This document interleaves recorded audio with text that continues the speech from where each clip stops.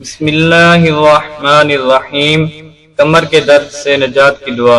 السلام علیکم ناظرین۔ حضرت امام محمد باقر فرماتے ہیں کہ ایک ہمدانی شخص نے امیر المؤمنین سے کمر کے درد کی شکایت کی کہ جس کی وجہ سے وہ رات جاگتا تھا۔ آپ نے فرمایا اپنا ہاتھ درد کے مقام پر رکھو اور 3 مرتبہ وَمَا كَانَ لِنَفْسٍ أَن تَمُوتَ إِلَّا بِإِذْنِ اللَّهِ كِتَابًا مُؤَجَّلًا وَمَن يُرِدْ ثَوَابَ الْآخِرَةِ نُؤْتِهِ مِنْهَا وَسَنَجْزِيَ الشَّاكِرِينَ۔ ترجمہ: اور کوئی نفس بھی اللہ کی اجازت کے بغیر نہیں مر سکتا اور اس کے لیے وقت مقرر ہے، اور جو دنیا کا بدلہ چاہے گا ہم اسے یہیں دیں گے، اور جو شخص آخرت کا بدلہ چاہے گا تو اس کو وہیں دیں گے، اور ان قریب ہم شکر گزاروں کو جلد جزائے خیر دیں گے۔ سورہ آل عمران آیت نمبر 145۔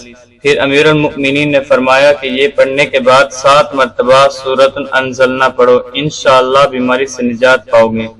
ناظرین، کمر درد سے نجات کی جو دعا امیر المؤمنین نے بیان فرمائی ہے وہ سورہ آل عمران کی آیت نمبر 145، اور اس کی تلاوت کرنے والا ہر انسان بارگاہ الہی سے فوری شفا پا لیتا ہے۔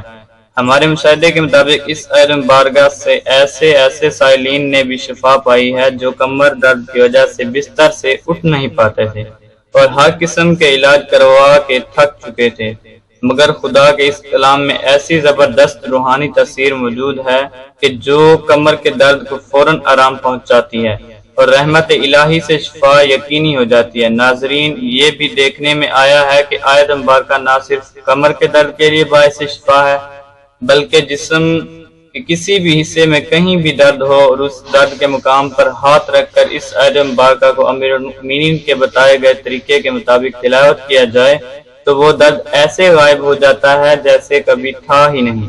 تو ناظرین، مزید ایسے قیمتی وظائف جاننے کے لیے ہمارے چینل کو سبسکرائب کریں۔ شکریہ۔